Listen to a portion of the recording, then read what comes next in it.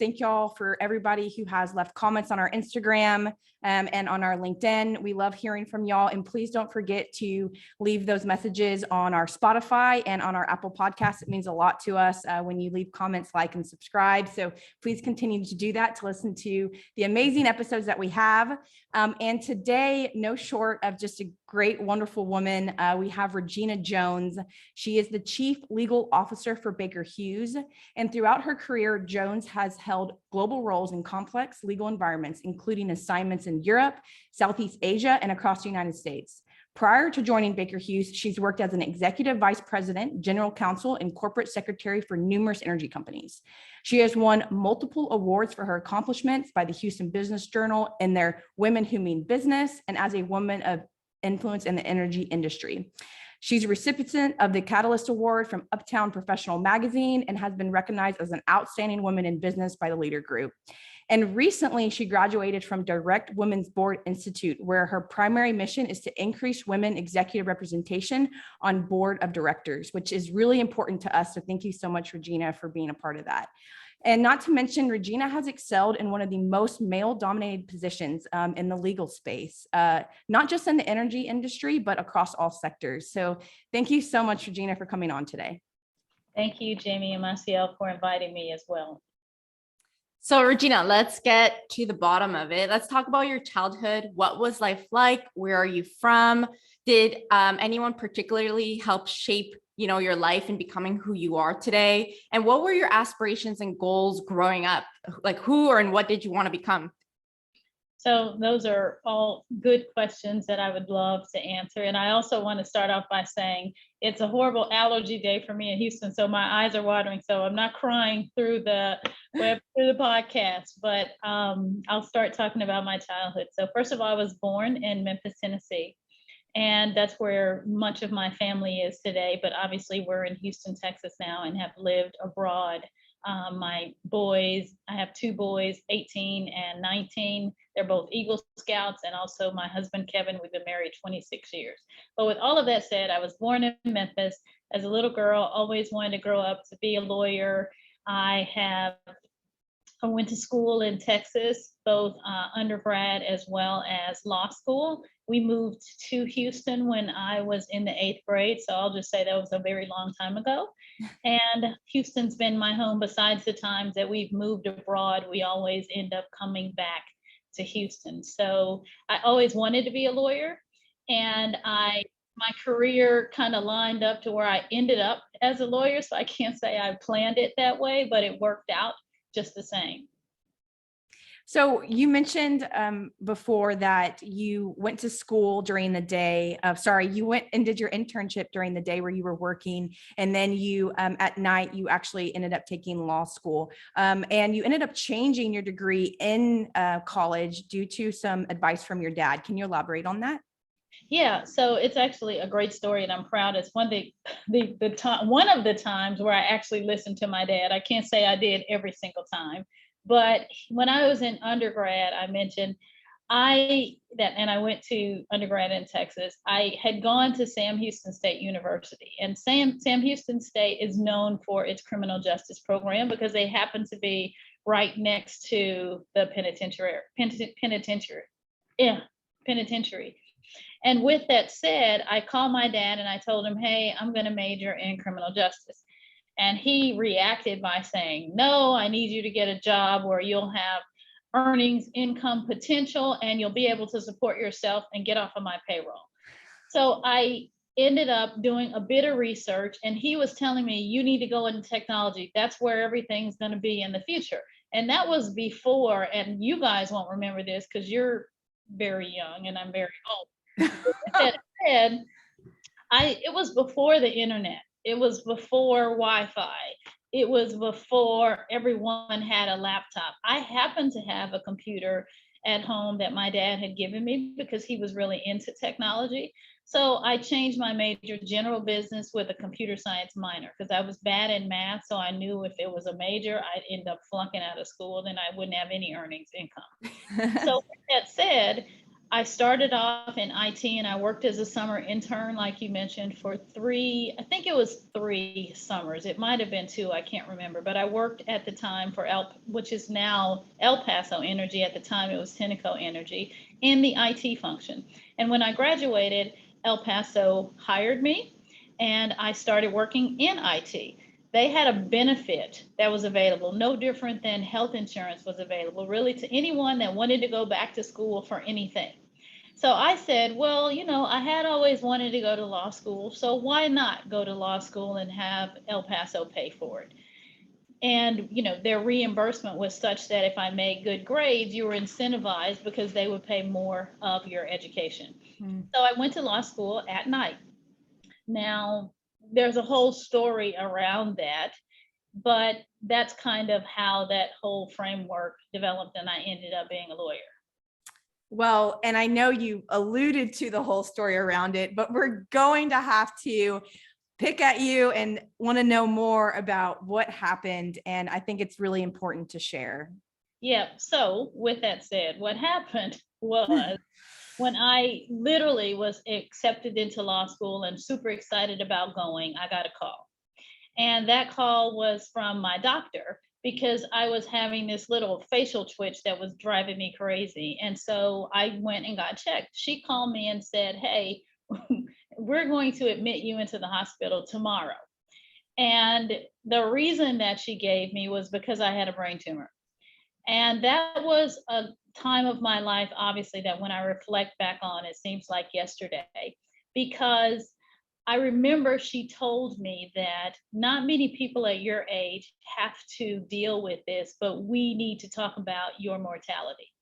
And I will be honest, I could not for the life of me think, what is she talking about, my mortality? And the first thing that came to mind for me was, well, vampires are immortal. So if vampires are immortal, does that mean mortality is the opposite of living forever? Which means now you're at the point where you might have to put a period on your life. So that was a lot for me. And I reached out to, at the time, the only person that I knew that happened to have a brain tumor too, which was my CEO at El Paso Energy, Mike Walsh. Mike Walsh, I basically called him and said, hey, I need a doctor because they just told me I have a brain tumor and I have to go to the hospital tomorrow. And I will never forget, besides the fact that he returned my call, which most CEOs don't do for new employees, because I had just started working at Tenneco or El Paso, whatever you want to call it. And he said, okay, well, here, don't worry about it. We'll find you a doctor. You go to all the doctor's appointments with me and we'll take care of it. You still work full time. Don't worry about work. Just do what you need to do. So in addition to going to radiation treatment in the morning, and then going to work after, and then going to law school at night, it ended up being an experience that helped shape and mold me really into who I am today. Besides the fact that it helped me really appreciate every single day and the contributions that you can make, and more importantly, the contribution that others make to you, it also helped me frame and re-energize my interest in the law through my El Paso experience as well. So Mike and I went through that whole process for, I want to say several years. It was really more so like 1 year. It seemed like several years because shortly into it, he passed away. Oh. And that too made me feel more accountable for being responsible for the investment that he made into me, and making sure that I got great doctors and that I had great support during a time when I needed it. So, long story short, I ended up going to law school at night. I graduated, and then that ended up being my slight entree into the legal profession, while I still, though, worked in technology for many, many years, every single part of IT. So I got to see the internet develop. I got to see email. I got to see people now move from big desktop computers to laptops. And really that whole evolution experienced by the .com revolution and all of the many beautiful things that have come from the introduction of technology.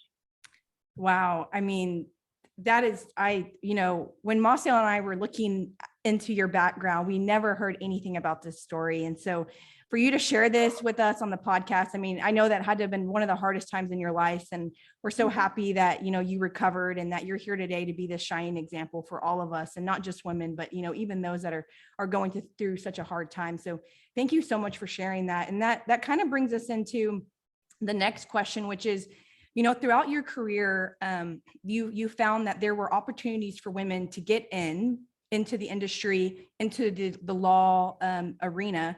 And once you got in, you were encouraged and pushed to take on new responsibilities and to move up. This was something that you experienced. You also mentioned that there was a time that you thought your first promotion was actually going to be your first firing. You presented to the CEO, you were excited about it, but then all of a sudden you got a call, and you were in your early 20s then. And there was a couple of days after your first big project, when you presented to the board of directors, you know, the CEO called you. Can you take us back to that moment and why you felt that way about your performance, and, you know, why you assumed that this was going to happen to you, but then you actually ended up getting an amazing job and promoted to a chief of staff? So, Jamie, thank you for the question. And it's interesting because when you were asking it, it had me really thinking through just many phases of my career. Because at that time, when I was early in my career, I was young, and put it like this, the CEO wasn't on the list of people that I expected to call me. And I had just presented to the board, like you mentioned, and I felt like I did a good job. As a matter of fact, I felt like I killed it. So I'm thinking, hey, I did great. And then I'm sitting in my office and I get a call from his assistant, because that was before you had Teams and you could do chat. That was when people actually used to call you on the physical phone and ask you to come up to so-and-so's office. So my CEO at the time, Chuck Watson, it was with the company Dynegy that I was with, his secretary called and said, can you have Regina Jones come up to his office? So to me, that's like the principal's office. And so that's kind of my mentality. Like, what did I do? I never thought, oh, he's going to call and give me some great opportunity. So when I got there, I was literally thinking, this is how people get fired, because it feels like that's the way it should work. So first of all, when I went there, I shared that with him to say, hey, I thought I was going to be fired. That's what I shared at the end of the discussion.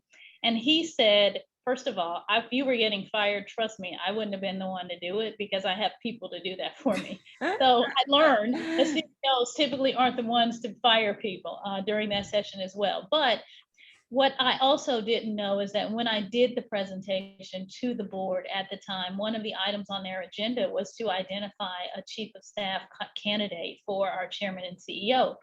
And during my presentation, they got the perception that I would actually be a great fit for that role. It was a role where you come into, you develop for 2 years, and then you go back into the organization in a more substantive role. It's a learning opportunity and an opportunity for you to work with senior leadership.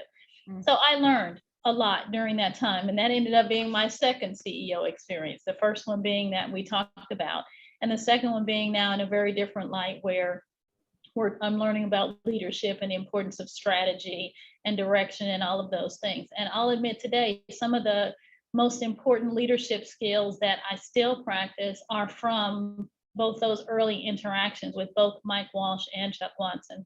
And the final thing I'll say, because you kind of alluded to this as well, Jamie, is from where I sit, a little African-American girl from Memphis, Tennessee, where you really don't envision yourself being the chief of anything, quite frankly, I left with a sense of something that I still think about a lot, which is nobility obligates. To whom much is given, much is required.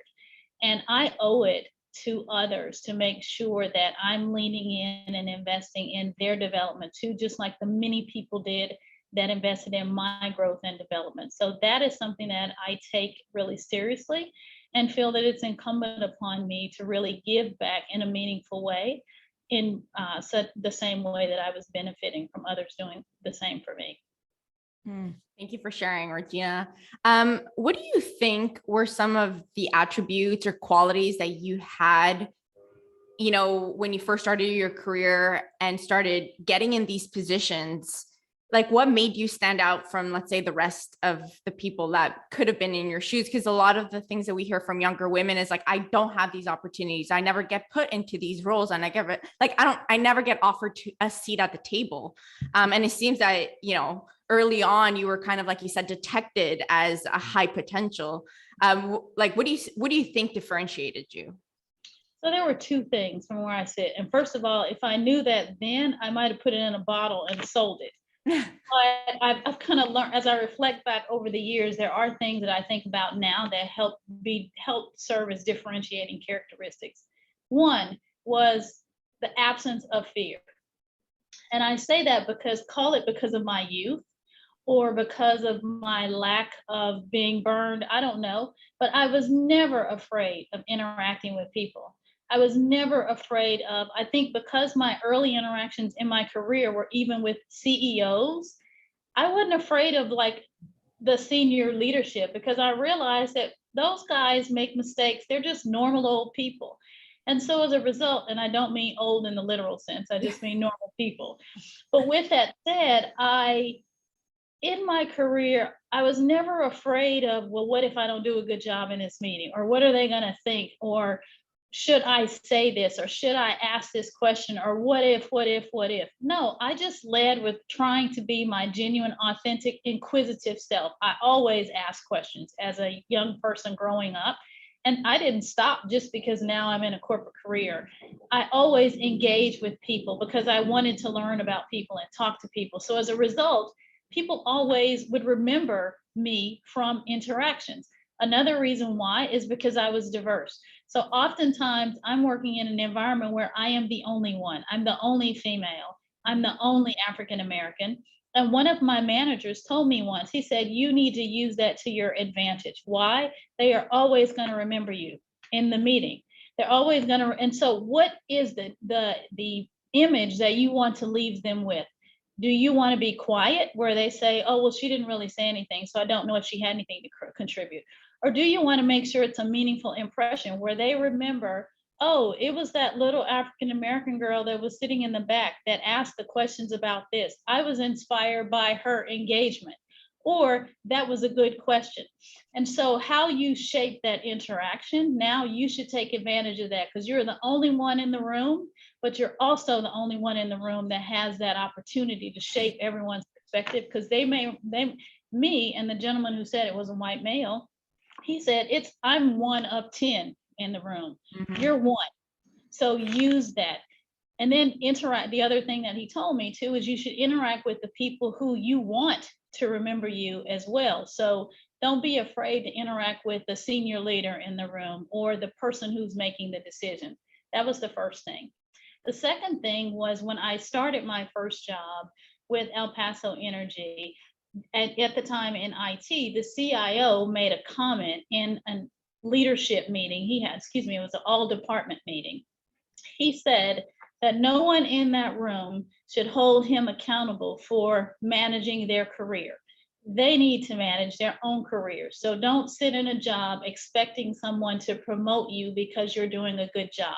If you want to be promoted, you need to take the action and you need to communicate with your team and you need to make sure your management understands where you want to be in the organization. And both of those things, the absence of fear, and maybe it's three things, the absence of fear, taking advantage of the fact that many times you are the only one in the room, so shaping that perspective. And the third thing is making sure that I understood the accountability I had for helping to manage my own career and helping my leaders understand directionally what roles I was interested in and to inquire about what actions I needed to take in order to get those jobs. So those things I think packaged together really helped me and shaped some of the actions that I took. Whether they were the right ones, I don't know. I always say I'd rather be lucky than smart, but it worked out. That's amazing. Thank you for sharing it.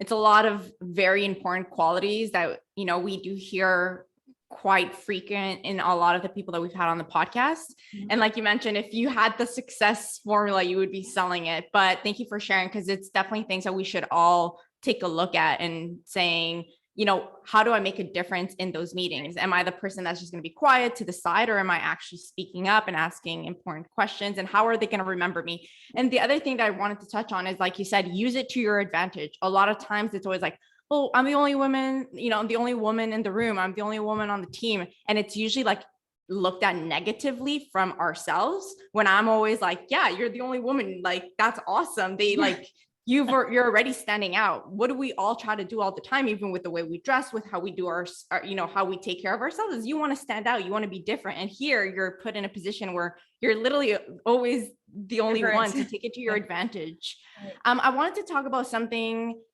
really important. I think we all at some point in our careers kind of hit this wall where we have an unsupportive boss. We hear all the times that people don't leave companies, they leave managers. One thing with kind of with what you mentioned, like you like to ask questions, you speak up, you know how to speak to upper management, those can all rub, certain people the wrong way because they feel like, she's being bossy when really you're just being confident, and not a lot of people like that.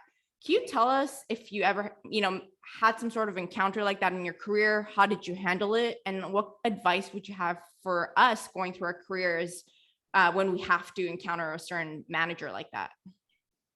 Yes, there's so much I could say about that. And I don't want to call out any old managers on the podcast because I would, an old me might have done that.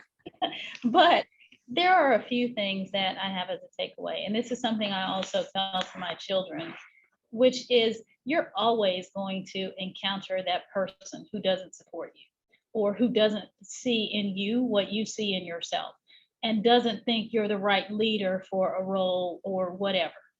They may not think you have any value that you can add to a team or a situation or to the company.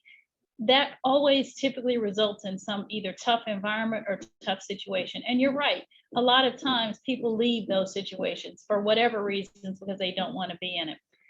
I'm a continuous learner. And each of those situations has to be or is an opportunity for you to also be reflective about how much, whether there's any merit in their feedback. Many managers sometimes may not be delivering things in a way that it always resonates. And oftentimes the natural reaction is to say, but I'm not that way, or I'm not. But how someone else perceives you is their reality, okay? Whether they like you, whether they think you can contribute something or not. So first is, what can I learn from that interaction? And is there any merit in testing it to understand, help me understand why you are feeling this way or seeing this, and what can I do to change it?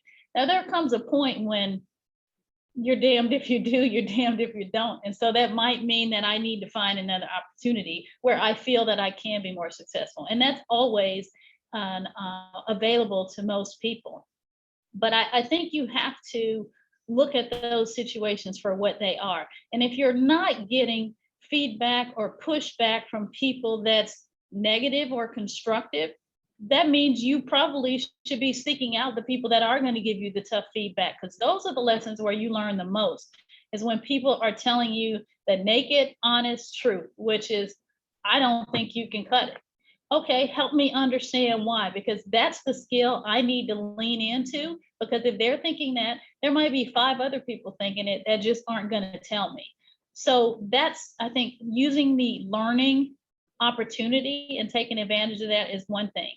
But secondly, it's the other thing I said a moment ago, which is you need to be the owner of your own career. So if you find that now someone's perception of you is precluding your ability to grow or progress, that's where you need to step up and own it yourself. You take away the nuggets you can from that experience with that manager. You turn yourself into a better leader, because if you continue to progress in your career, one day you're going to be that manager. You're going to have to give someone the feedback about how their performance isn't aligned with the expectation. You're going to have to be the one to have to make the decisions about what people do I want on my team, and you need to base those decisions on the right things. You can't just pick people that are like you or that you like, because guess what? Now you're promoting the same behavior that you're saying is inconsistent with diversity, equity, and inclusion. So you want to be an inclusive leader. You want to be an inspirational leader, but you still have to be able to have transparency and have those tough conversations. So it's the how do you do it? So for me, one of my biggest takeaways now from where I sit is embracing the fact that I had a tough leader, embracing the fact that I'm a better person because of it, and embracing the fact that in that situation, I actually did make the decision to leave. And because of it, I had opportunities that I would not otherwise have had. If that leader had been silent and not told me how they received or perceived me, I might have stayed in that role. And as a result, I would have constantly been inhibited by their perspective because I didn't fully understand it or appreciate it. So, Mm. seek out what you can learn and what your takeaway is from the situation, but recognize that's a fact of life. Mark Zuckerberg said, I didn't have, what is it? I don't get 3 million friends and not make some enemies along Yeah. the way. That's how that's life. And so we have to learn to deal with that too. Mhm. I think the way that you frame that and also the advice that you gave is going to help so many of our listeners, because we all run into that and we all struggle with, do I move on? Do I change roles? And to that question, have you ever experienced a time where you were questioning your purpose and you didn't know what your trajectory was going to be? Because when you get about mid-career, people are starting to ask you, like, what do you want to do in the next 5 years? Or like, what's your career path? Did you ever hit a roadblock where you're like, well, I don't really know. And like, how am I going to define what I want to do next? And if you did, what steps did you take to get to that point where you knew what your purpose was? So first of all, Jamie, I'm glad you framed the question like, have I ever been at that place? Because if you had to ask me right now, what do you want to do next? I don't know that I'd have been able to answer. But with that said, I think I'm always trying to be reflective on what next needs to look like. Because if you can't frame that, you don't have a plan.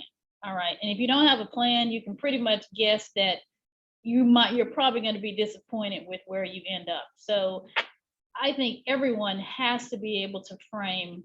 I may not know exactly where I'm going to be in 5 years, but I at least know the trajectory I want to be on. And questioning now, if you get to that point and you're not there, why? Is it because of a decision you did make, or is it because of a decision you didn't make? Because I can guarantee you it's going to be about a choice that you made.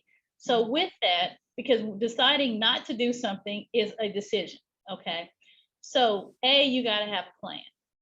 Yes, throughout my career, I've always had a plan to say, I want to be here by this point. But you got to remember how I started this conversation. I want to be a Supreme Court justice, and I don't think I'm on that trajectory. Okay.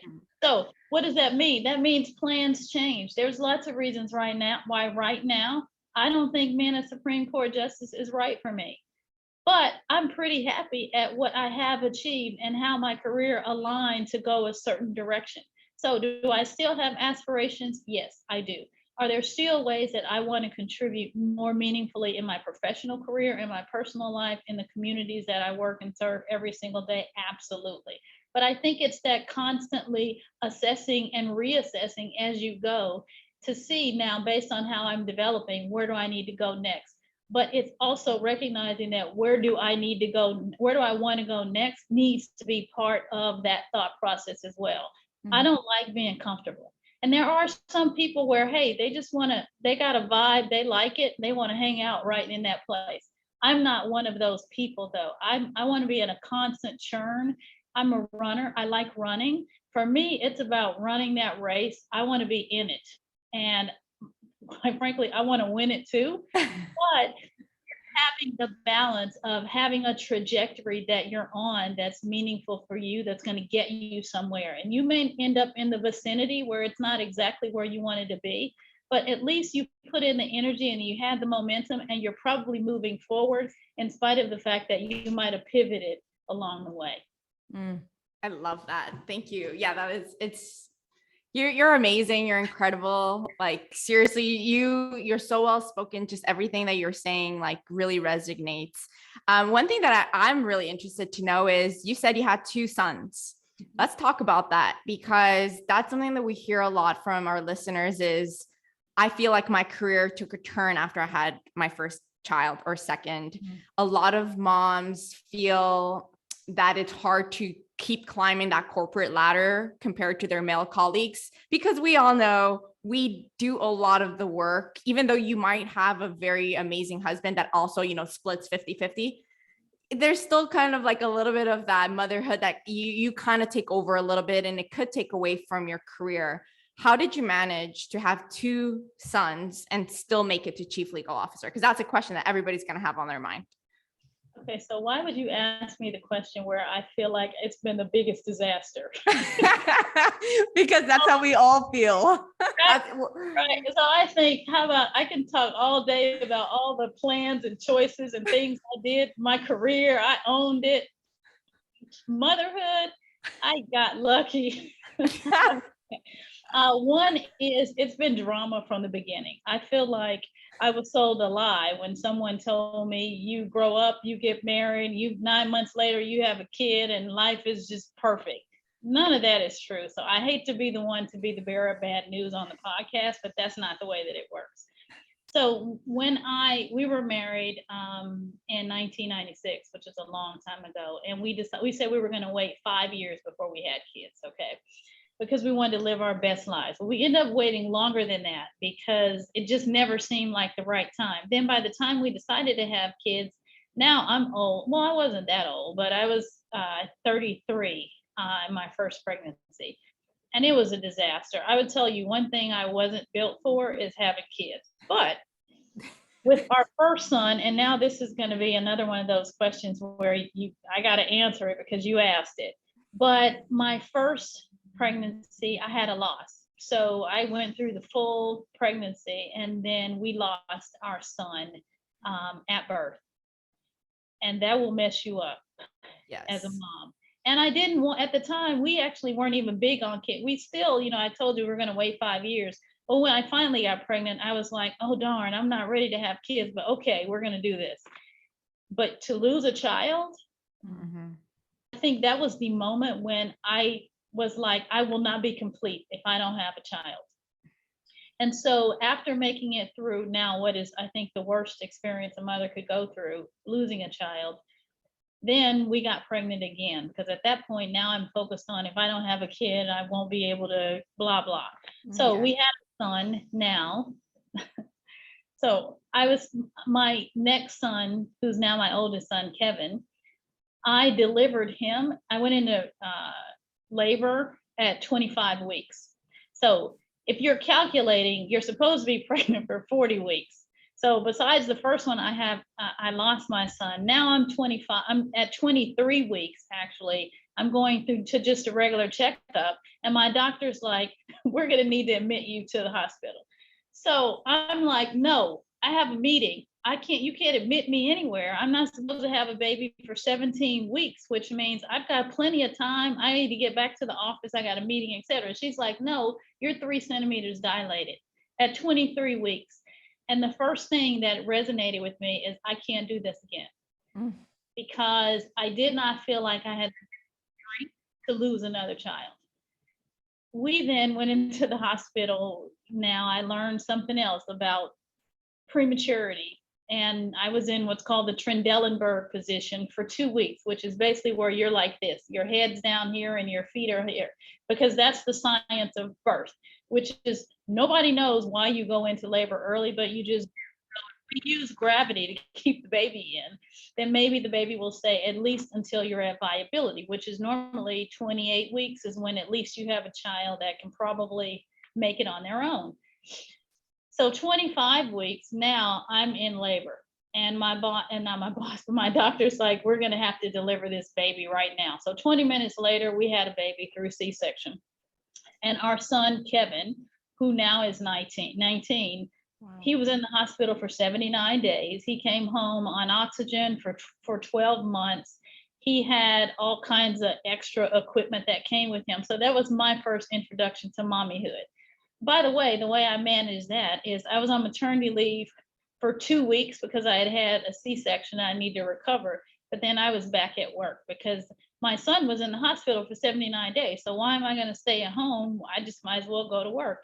And maybe that's a sign of me is when things get bad, I just go to work. But with that said, my son was in the hospital for 79 days. He's an amazing young man. He's perfectly normal. And I'll never forget all of the times that all of the doctors told me about all the horrible things he was going to potentially have to deal with. And he's been perfect. Yes, times have been crazy. He is tough to manage, if you will, but he's a normal son. And if that wasn't enough, so after we delivered Kevin at what is effectively 5 months, Then he came home from the hospital at 3 months old, all right, but still before his due date. With that said, I then, a few months later, tell my husband I'm pregnant. At that point, besides the fact that he should have been suicidal, we ended up going through another trajectory now with our third child.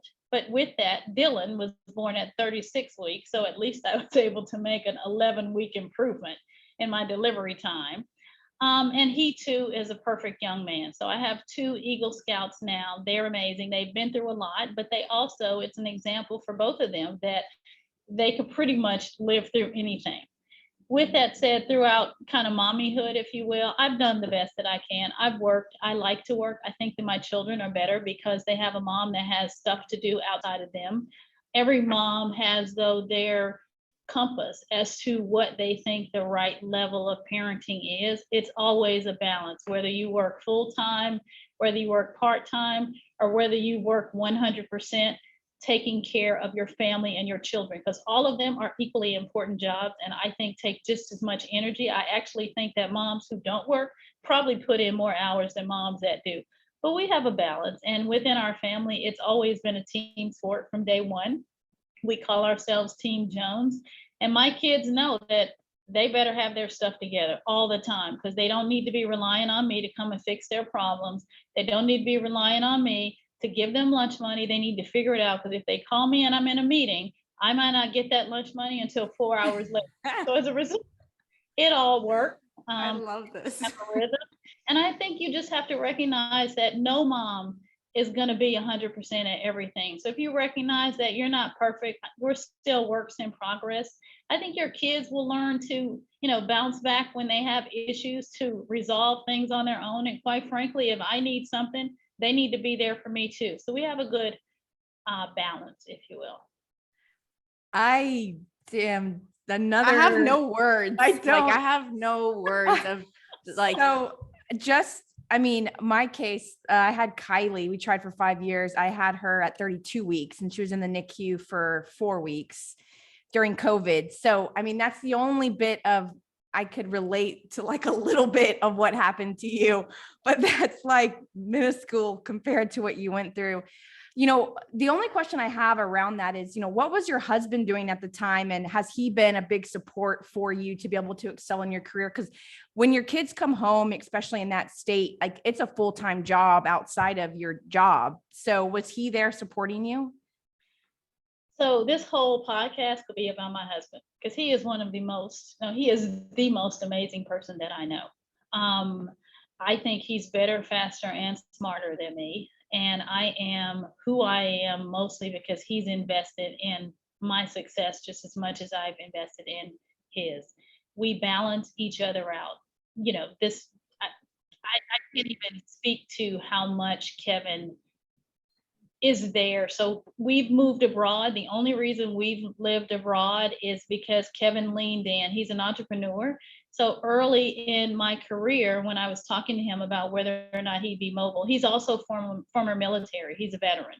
So he knows about traveling around the world. He knows about having orders and you just got to go. So he was always open to mobility in the first place. Secondly, because he's an entrepreneur with technology as his focus as well, he's always said, I can work from anywhere. He never realized that one day I was going to ask him, well, can you work from Paris?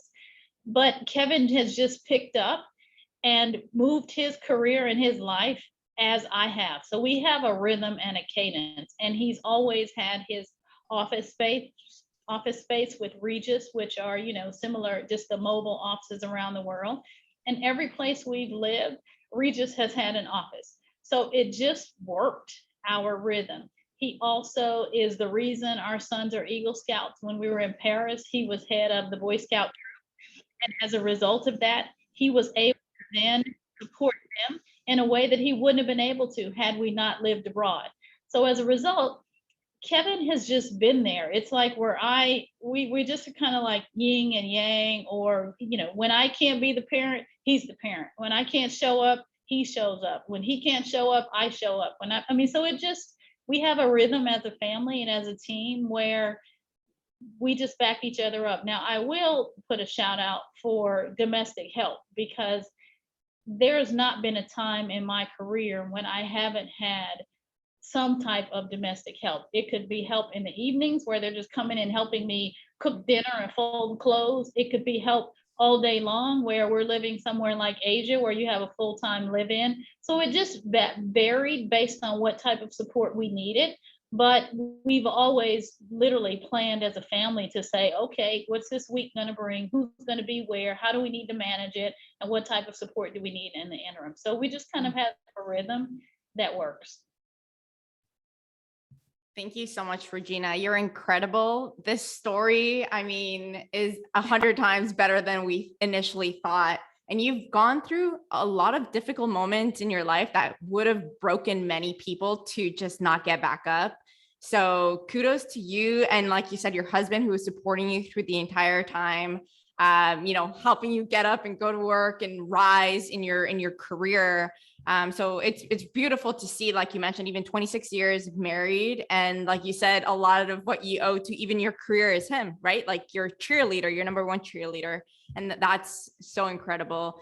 And thank you for sharing your story, for being open. These are a lot of topics that women have in the back of their minds that they want to hear, but not enough people talk about it. And it's really amazing to see that you've reached such a high level of chief legal officer. I mean, you should be very proud of yourself, and I'm sure your parents are. And to the many women who are looking up to you, representation really does matter. And you're doing an amazing job. So thank you so much again for coming on the podcast. Thank you very much. And I will just want to make one closing comment, because from where I sit, I don't think it's ever about me. I'm very grounded in my faith. And that is something that has really helped me throughout everything. So, when you have an issue or you're challenged, whatever, it really doesn't matter what your religion is. I think we all have to be grounded in our faith, in our presence, and recognizing the fact that things are just going to happen around you. But it's a question of now, how can I, from within, now make sure that I'm focused and I'm grounded on principles that are going to help guide me throughout and make good decisions and be the good example that you want others to see in you. Thank you so much, Regina. Thank you for coming on and sharing that with us. Thank you, ladies. And you're pretty amazing yourselves, by the way.